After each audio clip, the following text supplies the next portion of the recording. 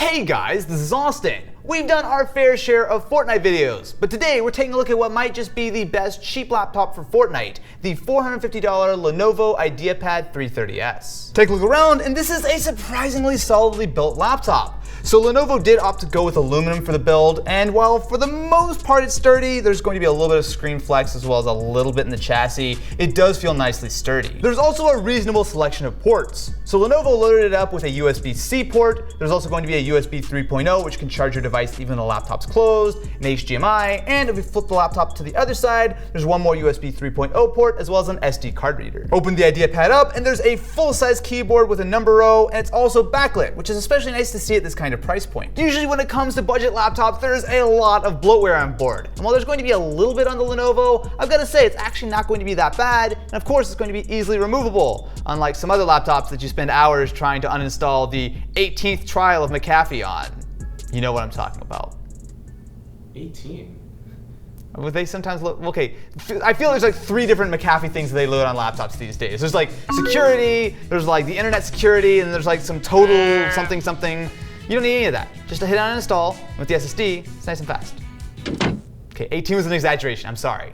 It's 3. Open up the IdeaPad and you're actually going to find a few interesting things, at least if you're a nerd like me. First of all, we have our processor. Now this guy is rocking the Core i5-A250U, as well as the new 8th gen Intel chips. That means that we're going to be getting a full quad-core design, which is really nice in a $450 laptop. There's a lot of interesting stuff inside here though. First of all, it seems like there's almost definitely some version of this, maybe not this laptop, at least this board, that does take advantage of an MX150 graphics card that looks to be about the right size for the GPU as well as where the GDDR5 would go. But there's some other interesting stuff here, including the Intel AC Wi-Fi card. It's going to be dual band, should be plenty powerful, plenty fast. And on top of that, we also do have 8 gigabytes of RAM. There's going to be 4 gigs here, as well as 4 gigs on the backside running a dual channel. And that is going to be very important to keep those UHD 620 graphics on the Core i5 nice and fed.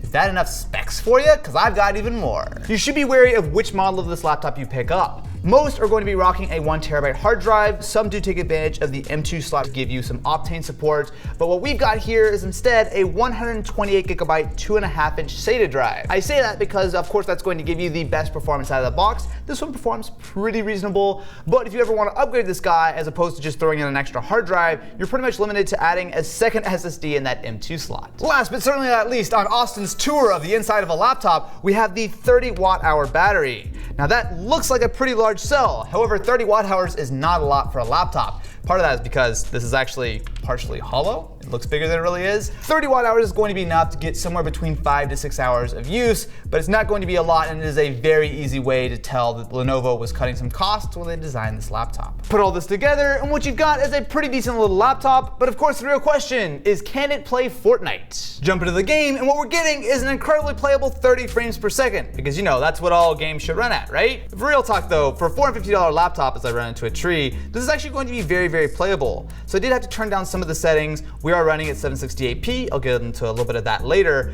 but we are running on mostly low settings, but the view distance bumped up, we've got motion blur on, and importantly, we have not only VSync on, but also the 30 frame per second cap. So this can run a little bit higher than 30. If you uncap it, we're running around like 40, but it gets a little bit erratic, and when we turn on VSync, it actually smooths out the action quite a bit. It's not going to be as smooth as a full 60 FPS experience, but this is a $450 laptop, and it's going to be completely playable with Fortnite. And with the Core i5 inside, it's actually going to stay reasonably cool. It doesn't get above 65 degrees for the most part on the actual processor, and because we aren't going to be completely taxing it with that 30 FPS cap, it means that the system itself doesn't get all that warm either. Sure, it's going to be a little bit warm where that fan is underneath the screen, but to the touch, the laptop is nice and cool. However, you might be asking yourself, why exactly am I playing at 1366 by 768 on the resolution?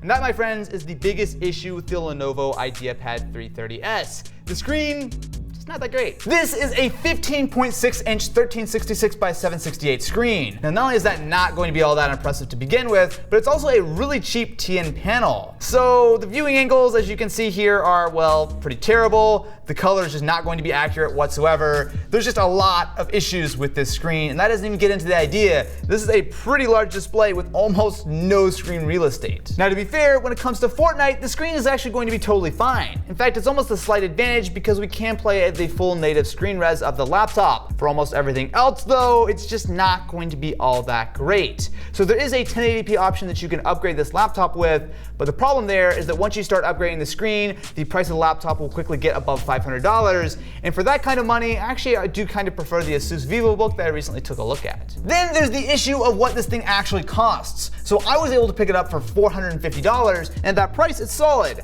Unfortunately, when I took a look at it this morning, a lot of these were running for a little bit closer to $530. And again, at that price, it gets to be a little bit of a harder sell. If you're able to pick this up for $450, it's a pretty solid package with the Core i5, 8 gigs of RAM, as well as standard SSD. But that screen is a big issue. So if you're looking for an entry-level Fortnite experience, by all means pick it up. Other than that though, you may want to look at slightly higher end options.